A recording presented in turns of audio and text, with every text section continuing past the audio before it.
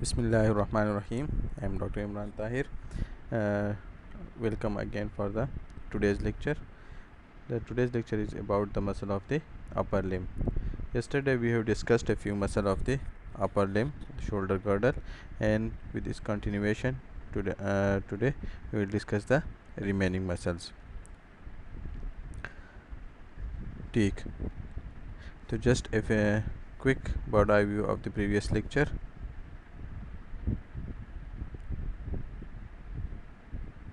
Okay, all right. We have discussed the trapezius muscle, which is a large muscle. This is the origin from the external occipital protuberance from the superior nuchal line from the cervical and thoracic vertebrae, and its insertion into the lateral border of the clavicle and the spinous process of the scapula and to the acromion, and we have discussed its function and function. This is the test for the trapezius. Similarly, latissimus dorsi, a large muscle on the lateral wall of the chest. Okay, its origin from the posterior layer of thoracolumbar fascia, the spinous process of the lower six thoracic vertebrae, and its insertion into the intertubercular groove of the humerus. Okay, it extends, adducts, and medially rotates the arm, and it is supplied by the thoracodorsal nerve. This levator scapulae, which arises from the transverse process of the upper four cervical vertebrae, and it inserts into the superior angle of the scapula. Okay, it elevates the scapula due to its contraction. It is supplied by C3, 4, and 5 nerves. Rhomboid muscle, there are two, one is minor, one is major. Okay, they both arise from the ligamentum notis spinous process of the C1 and T1, and this is from the C2 to C5. Again, it's into the medial border of the scapula. Okay, uh, from T2 to T5, sorry, not C, T. This is the test for the rhomboid muscle of the pectoral region. We have discussed the pectoralis major and pectoralis minor and the subclavius muscle. Okay, this is the pectoral muscle, a large muscle, fan shaped muscle. It is in the interior of the chest. It arises from the medial side of the clavicle, sternal half of the clavicle, from the sternum, okay, from the external oblique epineurosis, and it inserts into the lateral intertubercular sulcus, its lateral lip. Okay, and it helps in the medially, when it contracts, it medially rotates the arm and flexion of the shoulder joint, and it's supplied by the medial and lateral pectoral nerve. Okay, this is the test for the pectoralis major. Pectoralis minor muscle, which arises from the third, fourth, and fifth costochondral junction, and it insert into the coracoid process of the scapula. It draw the action of this muscle to draw the scapula forward and depression of the shoulder joint. It is supplied by the medial and lateral pectoral nerve. Okay, then today we will start from the subclavius muscle. Okay, subclavius muscle arises from the first rib. Okay, this is the first rib, and its origin is from the first rib, and it is inserted into the subclavian groove on the inferior surface of the clavicle. Okay, it's a small muscle, and it steadies the clavicle during the motion of the shoulder joint. It is supplied by the nerve for the subclavius from the upper trunk of the brachial plexus C5 and C6. Okay, now serratus anterior. Serratus anterior, it arises from the outer and superior surface of the first 8 ribs. Okay, the serratus anterior, it arises in digitation from the first to the 8 ribs, and it is inserted into the superior angle, medial border, and inferior angle of the scapula. Superior angle, medial border, and inferior angle of the scapula. Okay, action of it is to rotate scapula upward. When these muscle contract, the scapula is rotated upward, and abduction of shoulder above 90 degree. Okay, and it also abduct the shoulder above 90 degree, and it is supplied by the long thoracic nerve. It is an important muscle, and the nerve supply the long thoracic nerve. When it damage, they are called winging of the scapula. You see, this is the winging of the scapula.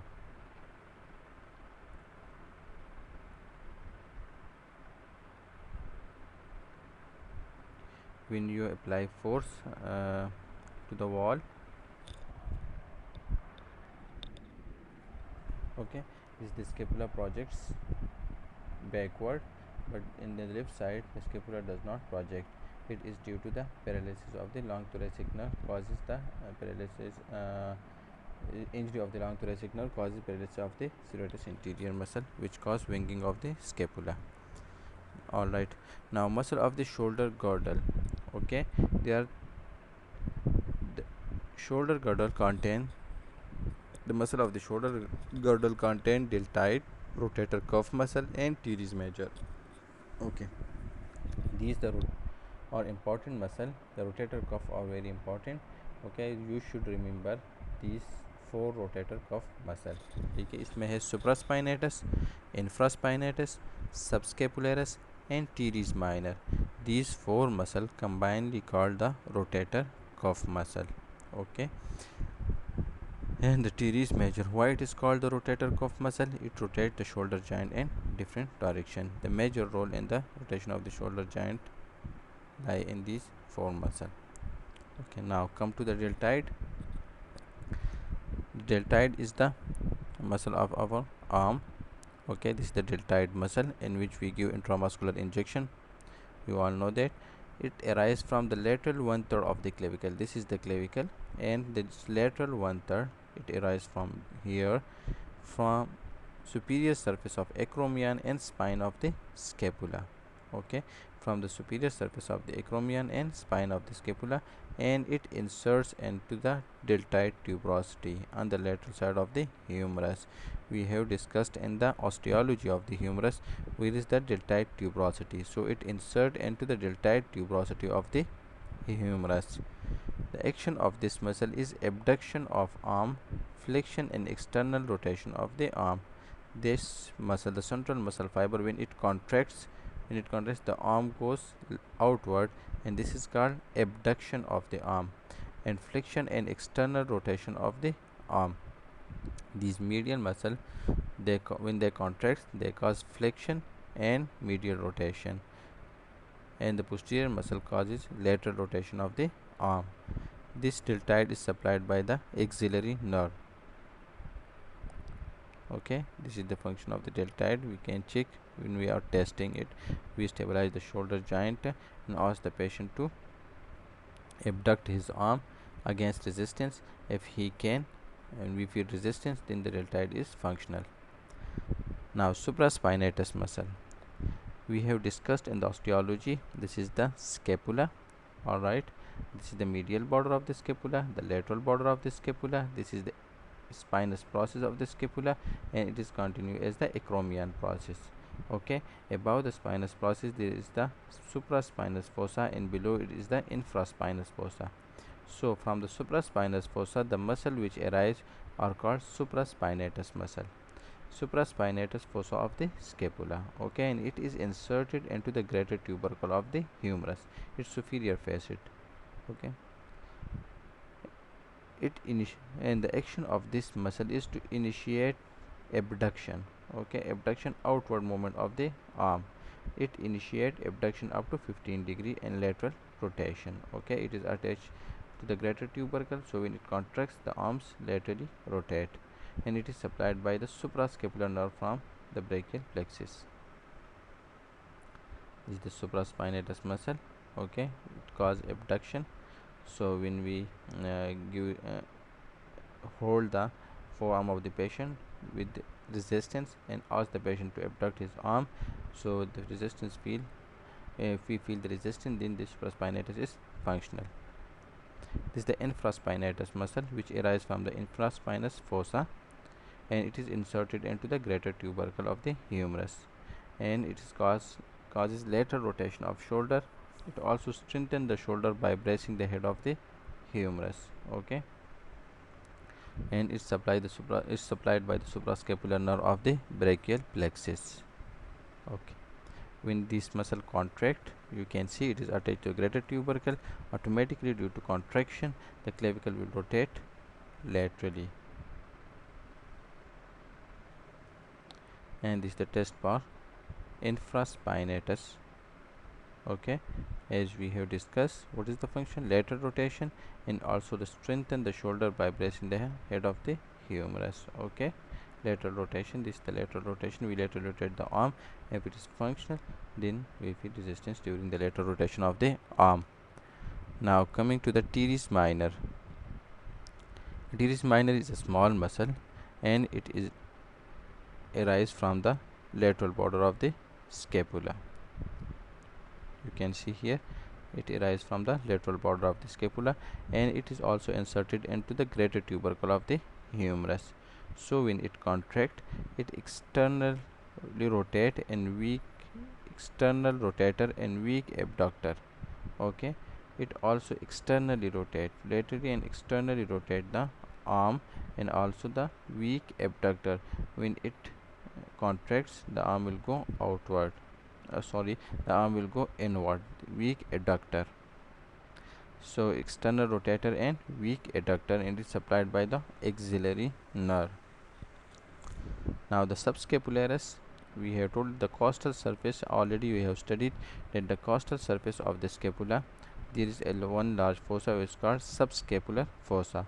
From the subscapular fossa, the muscle which arises is called subscapularis muscle. It arises from here, and it is inserted into the lateral lip of the lesser tubercle.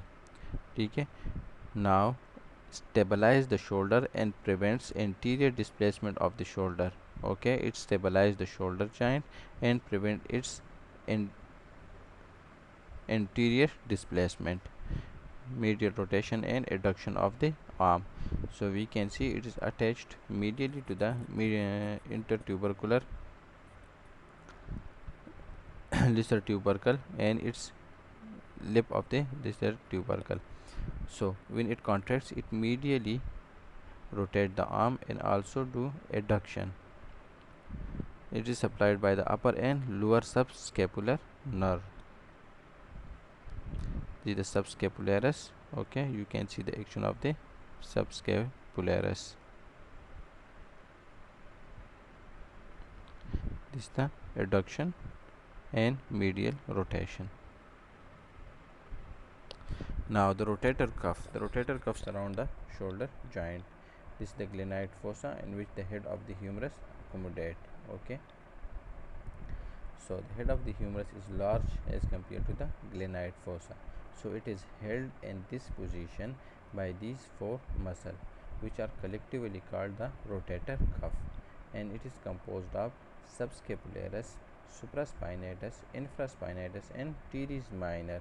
And as we have discussed, they all stabilize the shoulder joint and prevent its displacement in different direction. Okay, so if someone asks from you what are rotator cuff, the rotator cuff consists of four main muscle: supraspinatus, infraspinatus, subscapularis, and teres minor. Teres major, it's a large muscle. It also arises like the teres minor, which arises from the medial border of dorsal surface of the inferior angle of the scapula, and it is inserted into the medial lip of the intertubercular groove of the humerus and to the medial lip. So it extends the arm from flexed position and it adducts, medially rotate the arm. Okay, so it is inserted into the medial lip. So when it contracts, it medially rotate the arm. Okay, and also it adducts the arm, move it inward towards the body, and it is supplied by the lower subscapular nerve. Now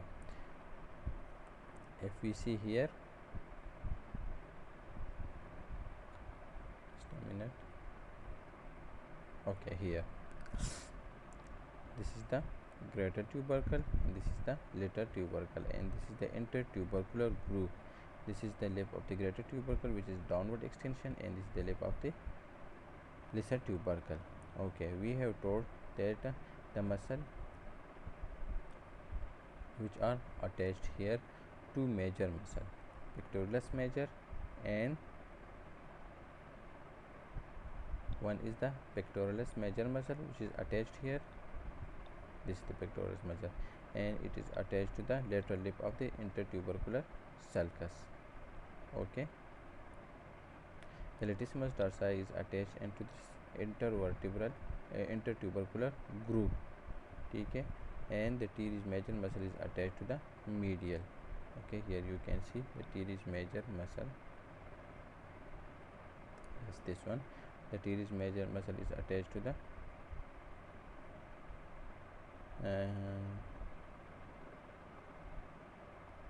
teres major muscle.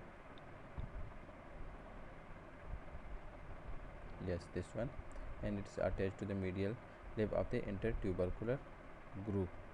So the lady simple formula to remember these three muscles: teres major, teres minor, and pectoralis major. The lady is between two major. Lady from L, the latissimus dorsi. The latissimus dorsi is attached into the intertubercular groove, and the two muscles are attached to the lip of the medial and lateral lip of the intertubercular groove of the humerus. Okay. Now movement of the shoulder joint. The shoulder joint can move in all direction. Mean we can flex the shoulder joint, we can extend, we can do abduction, we do adduction, internal rotation, external rotation, and circumduction. Now discuss one by one. What is flexion? Okay, this is the flexion. The patient is lying straight on the couch, and you can see if it draw the arm towards the chest side, this is called the flexion of the shoulder joint. And the flexion of the shoulder joint is carried out by the pectoralis major muscle, anterior fiber of the deltoid, and coracobrachialis muscle. These three muscles help in the flexion of the shoulder joint. Similarly, extension, if we extend back the hand backward, this is called the extension. Flexion, extension, adduction, and abduction. Extension, the latissimus dorsi muscle, teres major, posterior fiber of the deltoid, they help in the extension of the shoulder joint. Now this is the abduction, raising the hand above the head. Okay, in this angle, this is the abduction. The supraspinatus initiate the abduction in up to 15 degree, then the deltoid take over from 15 to 90 degree. The deltoid help in the abduction, and after that the serratus anterior more than 90 degree, and the trapezius, serratus inferior and trapezius help in the abduction if we abduct more than 90 degree. Abduction is movement of the arm, forearm, upper limb away from the midline, and adduction is the movement towards the midline, and it is assisted by the latissimus dorsi, pectoralis major, subscapularis, teres minor, teres major, and coracobrachialis muscle.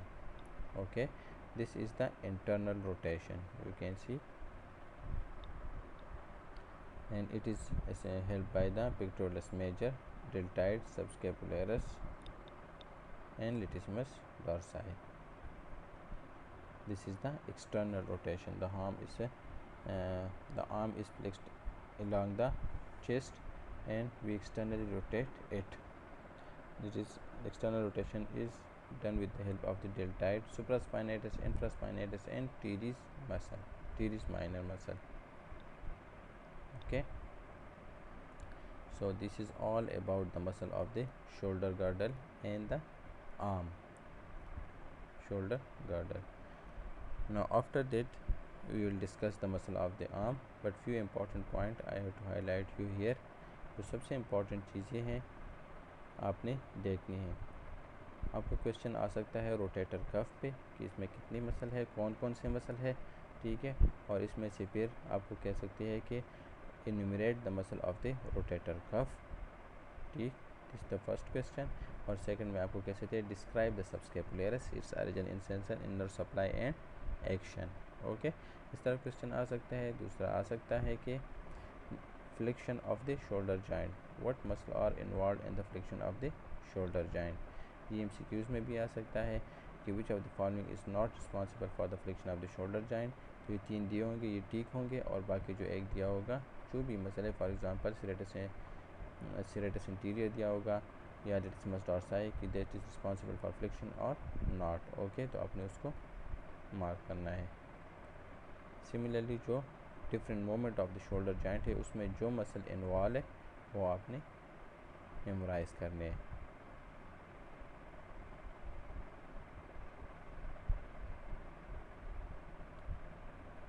Now